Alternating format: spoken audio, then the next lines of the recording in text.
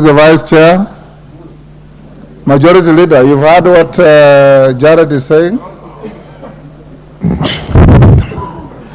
Honorable Speaker, I have heard what my friend Jared Okello has said, and it's true that NGCDF board has been asking fund managers and MPs to revise some of the proposals that have been sent.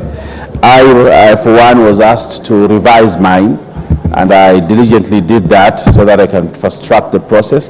But more importantly, I think we need to have a conversation with the board so that things that are specific to constituencies, because MPs and fund managers understand the issues that they require in their constituencies. They should not be blocked from implementing. And actually, a lot of these proposals come from public participation.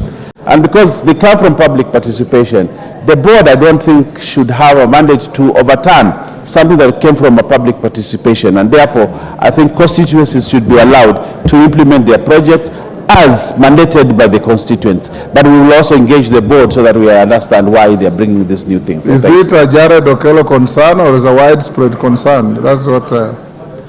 I think a lot of the changes that have come in have affected a lot. I said I was asked to make amendments to my proposal, and I thought some of them were ridiculous because that's what my people want. Why do you want me to do something else?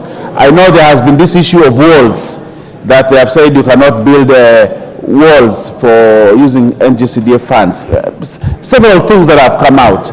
But I think we need to sit down with them so that we align to the demands of the constituents and what the constituency requires. I thank you. Yes, Makari Mulu. 1 minute. Yeah, thank you very much, Honorable Speaker. Honorable Speaker, I think the matter being raised by Honorable Gerard is a very important matter, because this particular year, Honorable Speaker, I think our select committee on CDF has let us down. This is the second time things are being done and procedurally. And I think the board needs to be told that there is a CDF Act and we also have regulations which very clearly state what should be done. It is not their work to micromanage constituencies. Their work is to look at policy issues and based on that, Honorable Speaker, guide the constituencies. They are micromanaging constituencies, which I don't think is fair. Thank you, Honorable Speaker.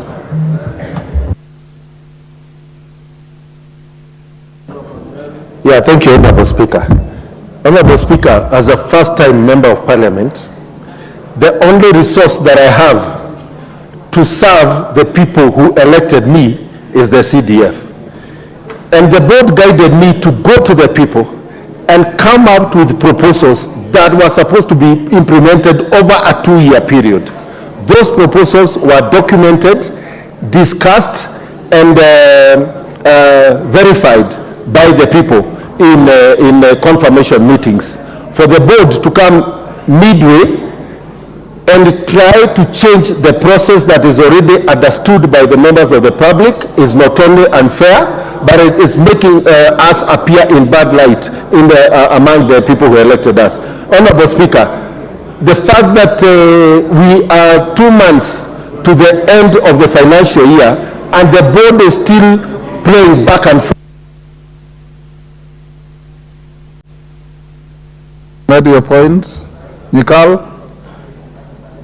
Thank you, Mr. Speaker. I think the most important thing that the board for NGCDF should do now is to disburse money. To come with problems here and there, bringing the proposals back and forth is basically a delaying tactic. We are far gone into the year, we need the money. You can't build classrooms, add more children, and you don't put toilets.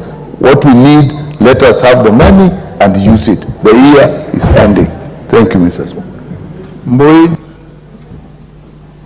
Mr. Speaker, you know, I think the CDF board is going overboard because the mandate is just basically to implement what members get from the general public. And Mr. Speaker, there is a law that we use for NGCDF, and that law does not prohibit any constituency from building a perimeter wall for a school. Because, Mr. Speaker, the school could be full of children that sneak out at night and they needed a wall so that they can be kept in.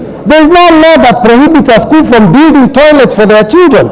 So these members of the board need to be careful, Mr. Speaker, and stop breaking the law. I think, Mr. Speaker, this one you must stand firm and say no. Let those things that the public want done in our schools be done as per the law.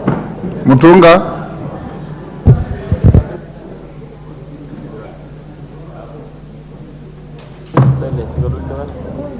Yeah, thank you, Honourable Speaker. Honourable Speaker, let me join my colleagues in asking the CDF board to release our money. Honourable Speaker, whatever they have released right now cannot service the 40% required from bursaries.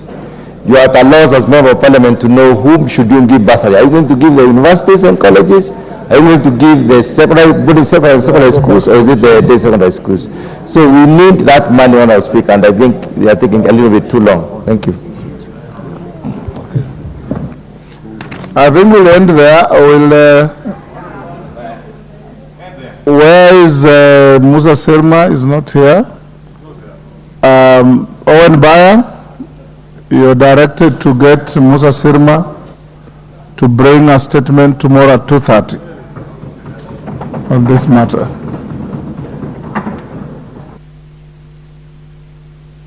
Members, it is not true that the board's duty is only to disburse money, but if what you are complaining is true, they're also overreaching themselves. Okay. So get Musa Sirma. I am unreliably informed that Musa Sirma might be out of the country. Is out of the country. Yes. Who is the vice chair of the committee? I think it's Honorable Tandaza. Tandaza Sawa is the vice chair. Tandaza has been here. Yes, he's around. So tell him to bring a statement tomorrow at 2:30. Okay. Much obliged, Mr. Speaker. Before we go to the next